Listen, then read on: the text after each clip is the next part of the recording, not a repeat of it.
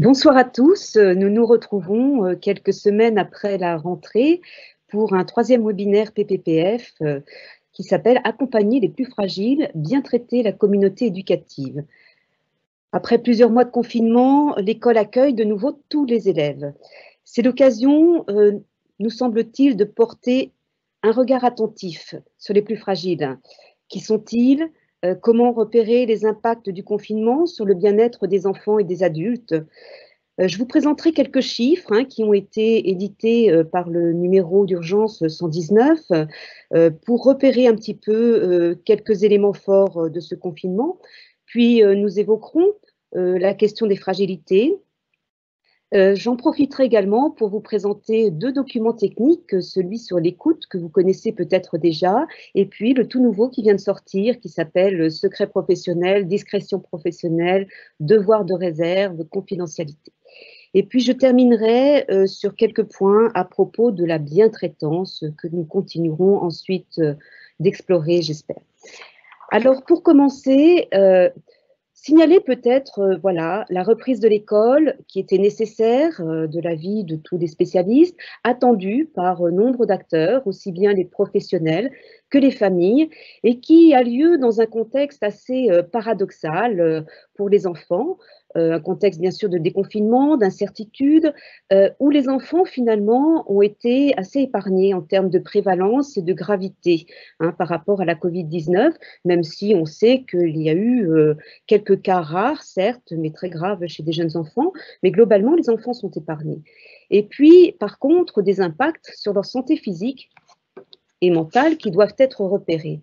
En effet, santé physique, et bien évidemment, avec des comportements défavorables à la santé, et puis du côté de la santé mentale, et bien effectivement, un des risques plus importants de maltraitance, des risques de retard dans l'accès aux soins, on l'a vu beaucoup, un relâchement aussi du suivi préventif, et puis surtout, des risques du côté des conséquences du confinement, puisque, on le sait, il y a de la précarité dans certaines familles qui a été très accentuée, le non-accès au numérique par un certain nombre de familles, le chômage, les vécus aussi difficiles liés au deuil, qu'ils soient liés à la maladie de la Covid ou non, mais la culpabilité aussi chez certains enfants qui ont été voilà, accusés à tort d'être très transmetteurs de cette maladie. Voilà. Des ruptures de scolarité, bien sûr, l'utilisation très excessive des écrans, les comportements alimentaires ou addictifs, les violences intrafamiliales, les pertes de contact avec le groupe de référence qui a été assez violente dans certains groupes. Voilà, et puis toutes les questions de l'avenir qui est assez incertain, les stages qui ont été supprimés pour les plus grands, la suite des études, etc. Donc, les effets du confinement, on les connaît, il y a eu beaucoup de journalistes qui ont écrit là-dessus, les troubles psychologiques, troubles de santé mentale, bien sûr, chômage, conditions de vie précaires des familles, donc des enfants, ce qui donne finalement une aggravation très importante des inégalités sociales de santé. Donc, pour étayer tout ça, quelques chiffres très rapidement. Donc, je vous ai mis le site sur lequel vous pouvez les retrouver. Les courbes donc apparaissent très clairement. On voit qu'il y a eu plus d'appels lors de la période du confinement qui est indiquée, plus d'appels urgents, et sur ces appels, 75% étaient traités pour des cas d'enfants en risque ou en danger. Il y a eu plus de contacts aussi directs avec le SAMU, la police et la gendarmerie. Et puis, il y a eu aussi une augmentation des appels de mineurs, c'est-à-dire que les adolescents appelaient pour leurs copains adolescents. Et donc, il y a eu, surtout pour des questions de violence, et puis aussi plus d'appels des voisins. Il y a eu une campagne assez importante en début de confinement du 119, vous l'avez peut-être vu à la télévision, et ça a donné plus d'appels des voisins. Donc voilà pour ces premiers chiffres. On peut aussi voir qui était concerné, donc garçons-filles, et on constate que c'est à part égale, relativement identique pour les garçons et les filles, voilà, quelque chose près. Et vous voyez, pour la tranche d'âge scolaire, entre 3 et, mettons, 17 ans, là, eh bien, c'est là où on accueille des enfants à l'école, donc ça nous concerne, ça concerne bien l'école. Et la moyenne d'âge pour lesquels il y a eu des appels, c'est 9 ans. Voilà, donc pour ces chiffres. Pour continuer donc sur la question de quelques chiffres, sur le type de violence. Eh bien là, il n'y a pas vraiment de surprise. Les 3 types de violences sont toujours les mêmes: violences psychologiques, les violences physiques, bien sûr, et puis les négligences, hein. Vous voyez le cercle extérieur, c'est donc les derniers chiffres, hein, de 2020, voilà, et intérieur, c'est l'année précédente, 2019. Donc on voit que c'est à peu près voilà, les mêmes proportions. Plus de violences psychologiques, hein, 32% contre 28. Les violences physiques aussi un petit peu plus, mais pas beaucoup. Les négligences envers l'enfant, beaucoup moins, mais les professionnels n'ont pas été à même, hein, de constater ces négligences, c'est pour cela. Les conditions d'éducation, voilà, c'est assez comparable. Les violences au sein du couple également. Et puis, comportement de mineurs mettant en danger sa santé et sa sécurité, bien identique parce qu'on n'a pas été à même de voir, voilà. Et en bleu foncé, vous avez les violences sexuelles au sein des foyers, voilà. Mais évidemment, avec des professionnels qui n'ont pas été à même de constater tout cela, hein. Donc là, c'est sur la base des appels reçus par le 119. Pour continuer, qui sont les auteurs? Eh bien, absolument aucune surprise, hein, sur les auteurs. Eh bien, c'est toujours pareil, c'est en très grande majorité, 98%, les auteurs présumés de mauvais traitements sont les parents ou la famille proche. En bleu, plutôt la mère, en violet, plutôt le père. Autres membres de la famille, vous voyez, mais c'est la grande partie du cercle. Donc, phénomène évidemment renforcé par le confinement, puisque les familles ont dû vivre parfois dans des espaces extrêmement exigus, ce qui n'a pas été évidemment un facteur très favorable, hein. Voilà, et sachant que les écoutants n'ont eu aucune indication, voilà, sur le contexte, voilà, que les professionnels, eux, peuvent recueillir en allant sur place. Beaucoup emploient le terme de mots fragiles. Mais on peut se demander un petit peu qui sont ces fragilités, où sont ces fragilités, qui sont ces publics fragiles, parce que finalement, emploie-t-il ce terme avec la même acception? Alors, je suis allée voir du côté du ministère de l'Éducation nationale, voir un petit peu, et j'ai regardé la lettre, le dossier de presse de rentrée, qui était assez conséquent, et on voit qu'il y a à peu près une dizaine d'occurrences autour de ce terme de fragile, qui apparaissent sous différents aspects. D'abord appliqués aux élèves dont les apprentissages sont fragiles, donc qui soulignent les difficultés, les retards dans les apprentissages. Vous le savez très bien, que certains enfants n'ont pas travaillé autant que d'autres, n'ont pas eu les mêmes conditions, etc. Et du point de vue du ministère, bien sûr, ces enfants-là sont à repérer particulièrement parce que leurs apprentissages sont fragiles. Donc, ils demandent une aide particulière, une différenciation. On a aussi appliqué le terme fragile aux familles les plus fragiles, vues cette fois sous l'angle des fonds sociaux dédiés, hein, difficultés sociales, déterminismes sociaux et territoriaux. Donc l'éducation nationale s'intéresse évidemment à soutenir aussi ces familles, les repérer et les soutenir. Et la troisième acception, c'est autour des territoires prioritaires, où on note effectivement que les difficultés sociales des familles les plus fragiles, voilà, les déterminismes sociaux, territoriaux, sont effectivement à repérer pour aider un peu plus, voilà, ces territoires. Voilà, donc la fragilité, surtout envisagée du côté des apprentissages et du côté de la mise en place de compensations, de prise en charge particulière pour effectivement pallier ces fragilités. Donc vous voyez que ce n'est pas du tout la même chose que la façon dont on a employé ce terme dans le programme de protection des publics fragiles. Je vous remets la définition qu'on en a donnée, hein, qui a été retenue, donc pour désigner non seulement les publics vulnérables au sens de la loi française, hein, qui limite la vulnérabilité à un certain nombre de cas, le handicap, etc., maladie, âge, maintenant a été rajouté dans la nouvelle loi, hein, de Marlène Schiappa, les questions de précarité, etc. Voilà. Mais nous avons étendu, nous, cette définition aussi à une question de circonstances et de contexte, puisqu'on sait très bien que les violences, hein, faites aux enfants sont aussi très liées au contexte, avec un contexte de relation d'emprise, relation d'autorité, contexte social, etc. Ça ne veut pas dire qu'au départ on est spécialement fragile, mais on le devient mis dans un certain contexte. Et on voit bien que le confinement a pu favoriser des contextes difficiles. Hein, ce que les études, là, enfin les textes en tout cas que j'ai pu lire montrent, c'est qu'il n'y a pas eu forcément création de nouvelles difficultés, mais exacerbation des difficultés dans pas mal de familles. Voilà. Le pacte éducatif mondial, je suis aussi allée regarder, puisque c'est un texte qu'on regarde un petit peu de près en ce moment, et voilà ce qui est écrit. Au vu d'une telle invitation à prendre soin des fragilités du peuple et du monde dans lequel nous vivons, l'invitation qui, à vrai dire, ne concerne pas seulement les chrétiens, mais tous les hommes et toutes les femmes du monde entier, voilà, à être éduqués, voilà, dans un village. Voilà un petit peu ce que dit le pacte éducatif mondial. Et puis je terminerai bien sûr avec cette phrase de Matthieu que vous connaissez pour un certain nombre d'entre vous, puisqu'on l'a reprise aussi dans le PPPF. Voilà. Donc s'intéresser aux plus petits, aux plus fragiles de nos frères. Ben, effectivement, ça, c'est l'ADN de l'enseignement catholique. Donc c'est pour ça qu'on parle et qu'on s'intéresse tant aux fragilités. Alors, qui sont-ils, ces publics fragiles?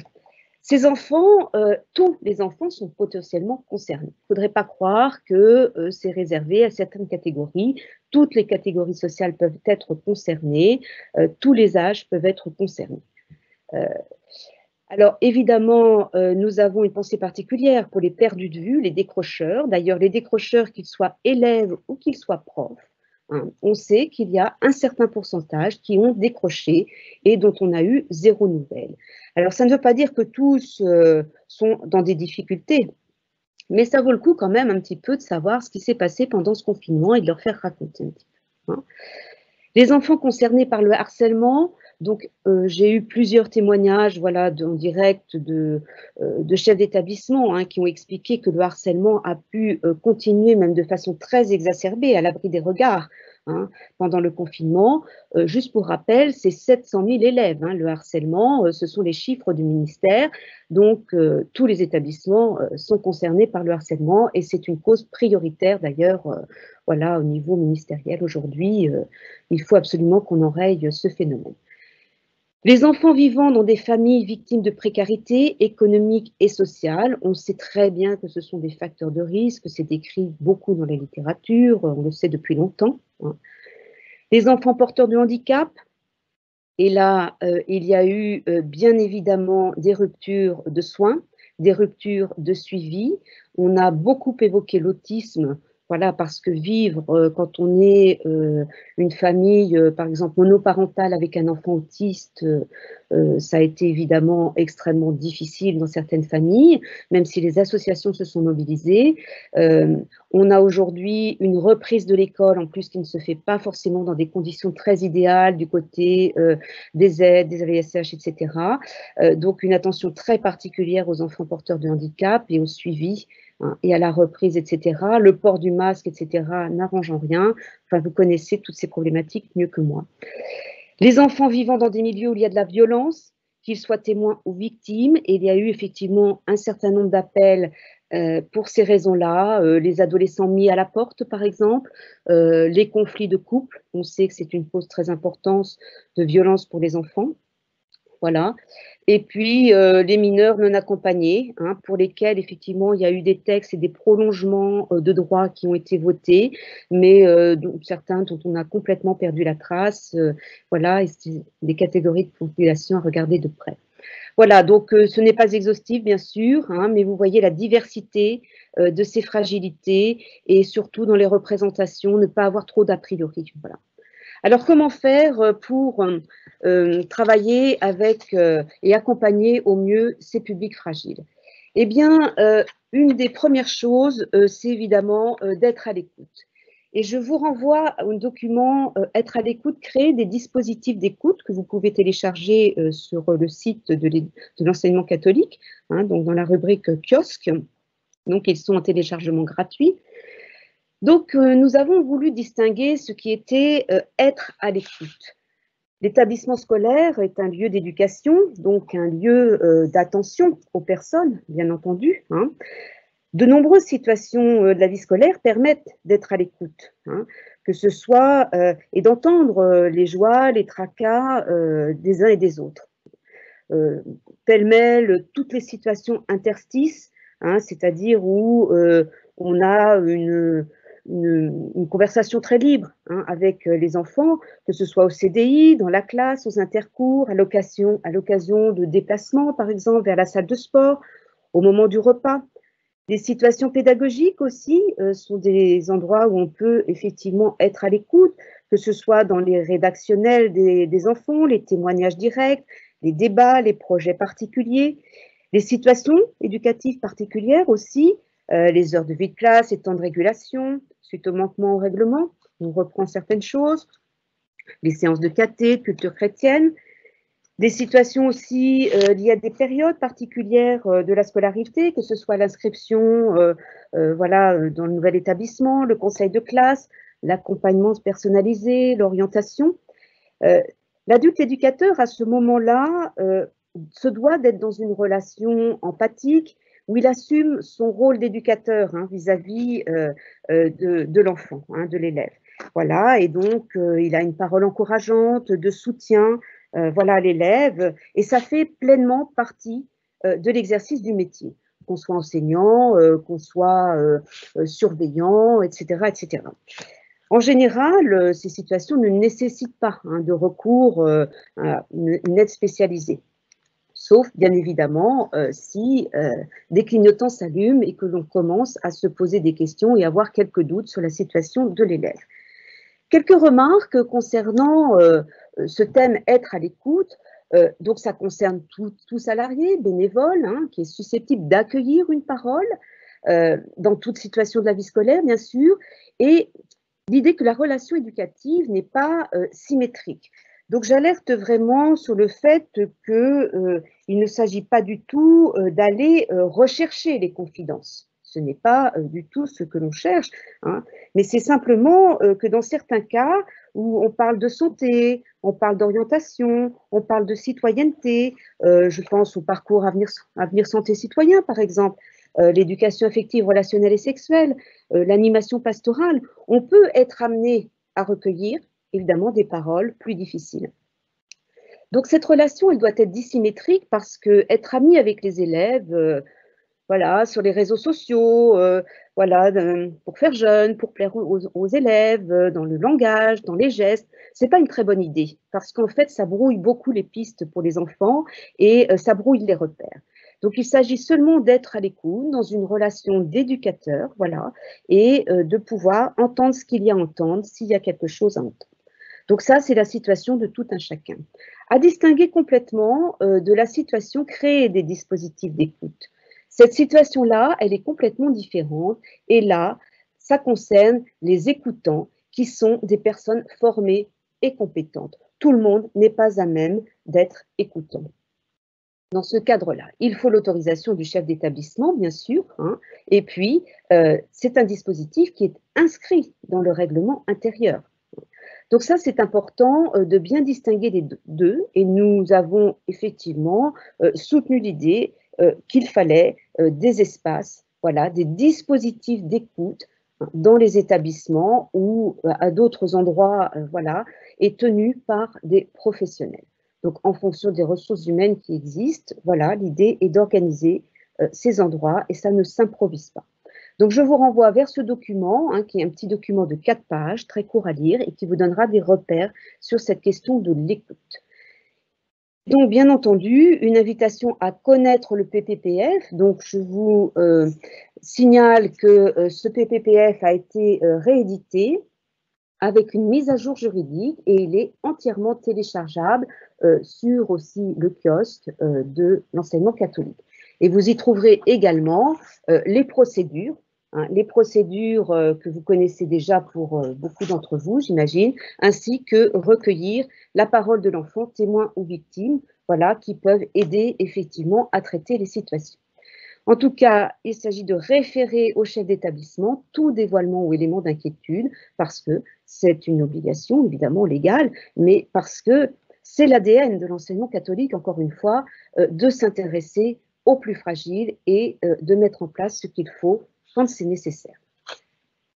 Alors, accompagner les plus fragiles, il y a bien évidemment des signes à repérer. Ces signes, ils peuvent donc n'importe quel professionnel, là encore, ou bénévole d'ailleurs, en contact avec les enfants, peut repérer ces signes. Ils peuvent être de plusieurs ordres.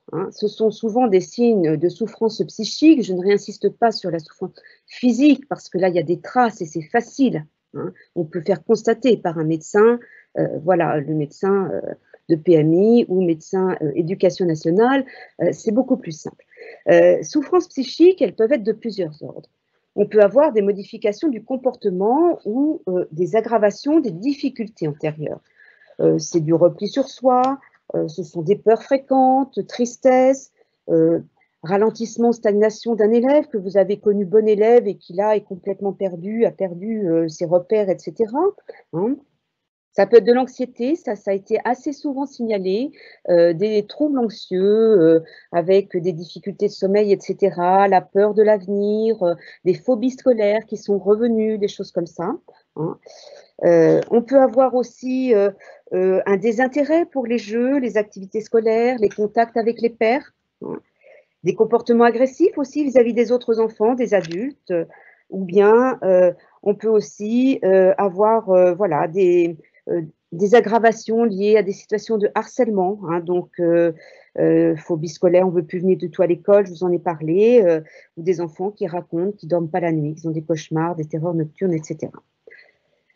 On peut avoir aussi des souffrances exprimées par l'enfant ou ses parents en direct, donc liées à des événements traumatiques. On le sait, la Covid-19 évidemment a tué, et des gens jeunes aussi, donc des parents d'élèves.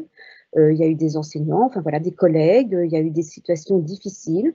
Nous avons eu quelques suicides aussi, voilà. Alors, voilà, c'est toujours difficile de savoir si c'est lié directement à la Covid ou à autre chose, mais en tout cas des hospitalisations en urgence et des tristesses insurmontables, des sentiments de culpabilité. Donc ça, probablement que ça va traîner un petit peu ces deuils qui deviennent un petit peu pathologiques. L'inquiétude aussi liée aux difficultés financières. On sait très bien que des familles, les deux parents ont perdu leur activité professionnelle. Il y a beaucoup d'inquiétudes sur l'avenir, voilà, qui génèrent de l'anxiété chez les parents et donc chez les enfants. Voilà, donc soyez attentifs aux plaintes, aux somatisations, les mal au ventre, à la tête, etc. Et puis, troisième catégorie de difficultés, ce sont les impacts du confinement sur les habitudes de vie et les difficultés durables à revenir à la normale. Donc là, il s'agit évidemment du décrochage scolaire qui dure, c'est-à-dire le jeune qui ne revient pas à l'école. Où est-il? On m'a cité voilà, un certain nombre de cas dans des lycées professionnels, par exemple. Ça peut être aussi les habitudes alimentaires, excès de consommation d'aliments, sucrés, gras, salés, puisqu'il y a eu beaucoup d'écrans, on le sait, l'activité physique insuffisante, les consommations excessives, voilà, de produits, voilà, les addictions, bien sûr, la pornographie qui est toujours présente, évidemment, les décalages de rythme, voilà, où on a pris d'autres habitudes dans les rythmes de vie, les heures de coucher, etc. C'est difficile de revenir en arrière. Voilà. Donc tout cela peuvent être source évidemment de difficultés. Chez l'enfant atteint de handicap et de pathologies chroniques, peut-être à souligner des régressions dans les acquis, faute de prise en charge et de soins pour certains, les traitements habituels qui n'ont pas été fournis par la famille, et puis des signes de suivi insuffisants, inobservance des traitements, voilà, que ce soit pour des maladies chroniques, asthme, glycémie, diabète, etc. Donc soyez attentifs quand même, voilà, de reprendre tout ça en main. Les violences et les négligences, eh bien, tous les signes évidemment que vous connaissez, qui sont aussi dans nos documents, de violences physiques, psychologiques, de la part des parents, de la fratrie, etc. L'exposition des enfants aux violences conjugales, et puis bien sûr les constatations de plaies, de blessures, etc., de brûlures mal soignées qui pourraient évoquer une possible maltraitance. Voilà, donc excusez-moi pour ce catalogue de signes qui est évidemment un peu plombant, mais ce sont des signes vraiment particuliers sur lesquels il faut être attentif là, post-confinement. Alors vous allez me dire, mais attendez, ça ne nous regarde pas, ça se passe en famille, c'est quand même pas à l'école de tout faire, voilà, c'est de l'ordre de la sphère privée. Et puis, vous pouvez aussi me dire, mais attendez, est-ce que c'est bien de ma responsabilité? Moi, je ne suis pas payée pour ça. Voilà. Donc ça me donne l'occasion de vous présenter le document secret professionnel, discrétion professionnelle, devoir de réserve, confidentialité. Donc il vient de sortir, il a été voilà, donc publié en juillet là, 2020. Donc vous pouvez également le télécharger. Et juste quelques mots à propos de ce document. Tout salarié ou bénévole de l'enseignement catholique est susceptible de recueillir des éléments graves nécessitant la rédaction d'une note d'information préoccupante ou d'un signalement auprès de l'administration ou de la justice, vous le savez. Pour toute personne intervenant dans un établissement, qu'elle soit salariée ou bénévole, et je sais qu'on a en ligne des gens l'appellent, voilà, en particulier, voilà, l'obligation de discrétion, de devoir de réserve, de confidentialité s'applique. Donc, oui, c'est la responsabilité de chaque acteur, salarié ou bénévole, voilà, de faire le travail quand il est nécessaire. Et puis je continue, il s'applique aux informations dont un professionnel a connaissance dans le cadre de ses fonctions relatives à la santé, au comportement, à la situation familiale d'une personne. Il protège les intérêts privés de la personne.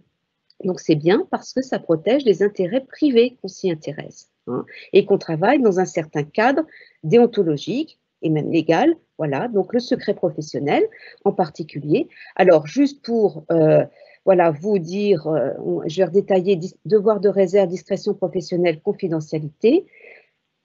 Dans un établissement catholique, la grande majorité des salariés, les enseignants, les bénévoles, ne sont pas tenus au secret professionnel. Ils sont tenus à l'obligation de signalement, dans le cadre des procédures prévues par le document que vous connaissez, PPPF. D'accord? Donc, c'est important que vous l'ayez bien en tête, ça. Les professionnels qui sont tenus au secret professionnel le sont par état, par exemple, comme un médecin, un évêque, un prêtre, un diacre. Ils le sont par profession. C'est le cas d'une infirmière, par exemple, dans un établissement. Ça peut être le cas d'un assistant social, d'un magistrat, d'un officier de police judiciaire. Et puis, ils peuvent être tenus aussi, les professionnels, au secret professionnel, par ce qu'on appelle par mission. C'est le cas, par exemple, de la protection maternelle et infantile. C'est le cas de l'aide sociale à l'enfance. Ça peut être le cas de la PJJ, protection judiciaire et de la jeunesse. Ça peut être le cas de la MDPH également, maison départementale des maisons et des personnes handicapées.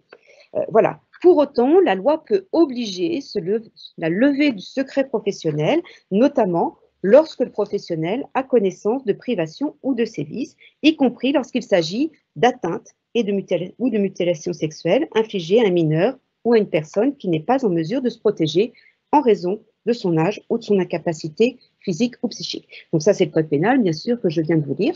Voilà. Donc, vous voyez, le secret professionnel, retenez, pas tenu au secret professionnel, sauf certains métiers. Pour autant, tout professionnel est tenu au devoir de réserve, et je vous ai affiché ce que c'était, à la discrétion professionnelle, à la confidentialité et à la déontologie de la profession. Donc, le devoir de réserve concerne tout comportement ou propos d'une personne susceptible de porter atteinte à l'établissement ou aux personnes. Le devoir de réserve porte sur le mode d'expression des opinions et non sur le contenu. Il ne concerne donc pas la liberté d'expression due à tout citoyen, mais lui interdit d'adopter une attitude ouvertement critique vis-à-vis de son employeur. La discrétion professionnelle, c'est le fait de ne pas divulguer les informations dont on dispose dans le cadre de ses fonctions. Et la confidentialité, c'est le fait de s'assurer que l'information n'est accessible qu'à ceux qui y sont autorisés. La confidentialité permet le respect de la vie privée et la présomption d'innocence. Voilà. Et la déontologie, voilà, chaque corps professionnel a une déontologie. Voilà, donc ces quelques éléments. Vous y trouverez également dans ce document un petit tableau qui résume voilà, par métier. On a essayé de recenser les métiers d'une communauté éducative. Voilà. Et puis, vous y trouverez aussi quelque chose sur la conservation des dossiers. C'est important. Donc, il est important de conserver les dossiers dans l'établissement, hein, donc en respectant le délai de prescription, 30 ans pour les crimes commis sur mineurs et 20 ans pour les délits commis sur les mineurs à compter de leur majorité. Donc ces éléments doivent être conservés dans un endroit sécurisé, sous la responsabilité du chef d'établissement et de ses successeurs. Voilà. Voilà, donc j'en ai fini pour les publics fragiles et les éléments techniques que je voulais vous communiquer. Et j'aimerais maintenant aborder la question de la bientraitance, puisque nos documents s'intitulent « De la lutte contre la maltraitance à la bientraitance éducative ». Et c'est important, voilà, qu'on se projette aussi positivement et qu'on puisse essayer un petit peu de voir comment on peut travailler cette question. Alors, juste quelques mots pour vous dire que voilà, cette bientraitance est vraiment un des piliers de notre travail, bien sûr, puisque nous voulons promouvoir des pratiques institutionnelles et individuelles fondées sur la nécessaire attention à l'autre et à la bientraitance éducative, voilà, tout en protégeant contre toute forme d'atteinte à la sécurité et à l'intégrité des élèves. Donc la bientraitance, maltraitance, donc on les met souvent en parallèle. Bon, la maltraitance, je vous remets une définition, c'est un terme qui date du XVIIe, c'est s'occuper d'eux, toucher souvent mal, de mauvaise manière, voilà. Et bien sûr, c'est une violence, voilà. Tout acte ou omission commis par une personne, s'il porte atteinte à la vie, à l'intégrité corporelle ou psychique, ou à la liberté d'une autre personne, ou compromet gravement le développement de sa personnalité et ou nuit à sa sécurité financière. Donc cette définition, on la connaît bien sûr. Donc voilà. Donc cette définition, on a été obligé de la chercher dans les travaux du Conseil de l'Europe. Et c'est très intéressant de voir qu'on a été la chercher du côté de la violence au sein des familles et notamment appliquée aux personnes âgées. Ça date de 87, donc c'est pas si vieux que cela. Voilà. Donc, on trouve quelques traces de cette question de maltraitance dès 1550, voilà, mais sans qu'il y ait des écrits très construits autour de ça. Donc, les violences, bon, elles sont de multiples ordres. Je ne vais pas redécrire tout ça. Vous l'avez aussi dans le PPPF. Je vous l'ai mis pour information. Je passe vite, bien sûr. Voilà. Je voudrais juste vous dire, voilà, que autour de la bientraitance, il y a énormément de concepts qui naviguent autour de ce terme de bientraitance. Je vais commencer par le premier, qui est le concept de bienfaisance. La bienfaisance, qu'on trouve citée dans le rapport Belmont de 1979, figure dans la réflexion concernant la protection des sujets humains dans le cadre de la recherche. Voilà, et c'est l'un des 3 principes éthiques, ça c'est intéressant, considérés comme fondamentaux pour borner l'exercice de la recherche médicale. C'est intéressant de voir que c'est là que c'est né. Et la bienfaisance est définie dans ce rapport comme une obligation par les professionnels de la recherche, voilà, d'obéir à 2 règles. Ne faites pas de tort, voilà, et recherchez, voilà, maximiser les avantages et minimiser les dommages possibles. Donc, rechercher un équilibre au sein des pratiques. Donc, ça, c'est la bienfaisance. Voilà. Donc, 1979. La bienveillance. On en parle beaucoup de la bienveillance, c'est plus récent, dans sa déclinaison professionnelle. Elle se situe, la bienveillance, cette fois, au niveau de l'intention des professionnels. De l'intention, elle consiste à aborder l'autre le plus fragile avec une attitude positive et avec le souci de faire le bien pour lui. Et comme elle comporte aussi une dimension de veille, c'est une notion qui revêt aussi un caractère individuel, plus que collectif finalement. Et de ce concept, il convient de retenir l'importance de l'intention envers l'autre, très important l'intention. Voilà, qui viendra soutenir et expliciter le projet individuel d'accompagnement et le projet d'établissement et de service. Voilà. C'est une notion, voilà, qui a été tirée aussi, vous connaissez, il y a des psychologues là qui sont en ligne, de la mère suffisamment bonne, de Winnicott, donc vous connaissez ça aussi, voilà. Donc c'est une notion qui revêt une capacité de la mère à adapter, à prendre soin, sans qu'on définisse de façon très générale comment s'y prendre. C'est vraiment une question d'adaptation. Voilà, et donc une question de compétence finalement. Voilà, donc une posture bien veillante, voilà, contribue à une posture bien traitante. On pourrait aussi, du côté de la bienveillance, évoquer les 4 dimensions de la communication, qui sont des dimensions. La première dimension, c'est observer les faits et éviter les jugements de valeur. Voilà. Donc, c'est vraiment important, donc on accueille. Voilà, la parole. Hein, je vous ai déjà parlé de la parole tout à l'heure, je fais la boucle avec ça. La seconde, c'est de reconnaître ses propres sentiments, hein, ce qui permet à l'interlocuteur de trouver plus facilement un espace pour exprimer également les siens. La troisième dimension de la communication, c'est d'avoir conscience et d'exprimer ses besoins propres, hein, parce que cela permet à l'autre aussi de les exprimer, bien sûr. Et puis, voilà. Et donc, la quatrième, c'est de formuler sa demande et d'indiquer à l'autre quelles actions concrètes peuvent contribuer à mon bien-être. Donc, vous voyez, je vais aussi du côté de la communication non violente, etc. Hein, ceux qui sont formés connaissent ça. Voilà. Donc, la bienveillance. Hein. Voilà. Faculté d'empathie, posture de négociation. J'évoque aussi le care. Hein. Le care aussi, parce qu'effectivement, c'est une notion qui est souvent, voilà, qui peut être convoquée, qui a été développée quant à elle à travers des écrits anglo-saxons, hein, puis ensuite francophones, qui différencie l'attitude de prendre soin de celle d'un guérir plus technicien. Hein. C'est une notion qui se réfère à un accompagnement de proximité, voilà, où une place importante est donnée à l'expérience des professionnels qui travaillent au plus près des personnes, notamment des personnes dépendantes. Au départ, ça a été défini là. Voilà. Donc, voilà, le care, hein, mais bon, on reviendra hein, sur toutes ces notions. La reconnaissance, qui est aussi une dimension importante, c'est l'importance pour toute personne d'être regardée favorablement par ceux qui l'entourent pour développer une image positive d'elle-même. Et puis enfin, je terminerai donc avec la sollicitude aussi, hein, qui est un concept aussi qui peut être voilà, aussi évoqué, hein, qui est aussi le fait d'instaurer une relation équilibrée et respectueuse de l'autre.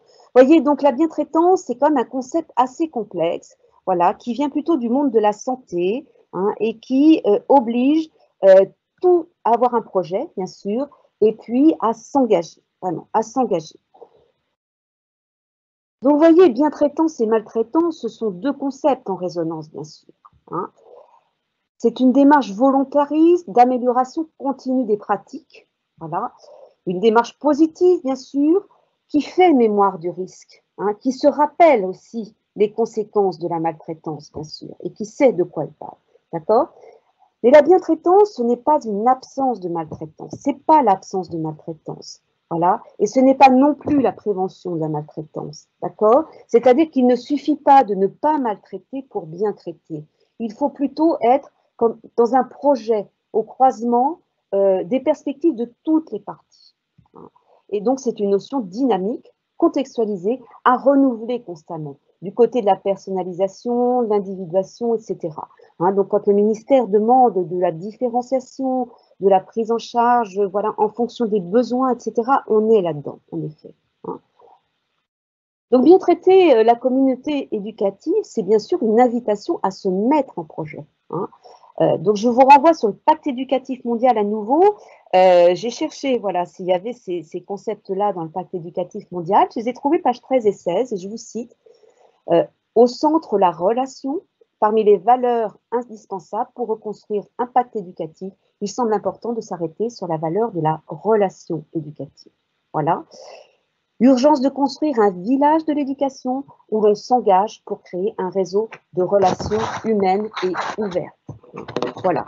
Et cela nécessite un triple courage, mettre la personne au centre, investir les meilleures énergies avec créativité et responsabilité, et former des personnes disposées à se mettre au service de la communauté. Donc, vous voyez, un vaste chantier auquel nous sommes invités, bien entendu. Hein. Et je vais juste terminer mon propos avec cette parole de la Genèse, puisque nous allons probablement avoir, sûrement même, avoir une encyclique sur la fraternité, hein, qui est prévue pour le 4 octobre, hein, la Saint-François étant le 4 octobre, voilà. Donc, sur cette phrase, la Genèse, Yahvé dit à Caïn, « Où est ton frère Abel ?» Il répondit, « Je ne sais pas. Suis-je gardien de mon frère ? Avoir la garde de l'autre. » Voilà le projet auquel je vous invite. Hein. Et voilà. Donc, merci. Je vais m'arrêter là. Il y a eu beaucoup d'informations. Et merci à vous pour votre écoute et votre attention. À très bientôt.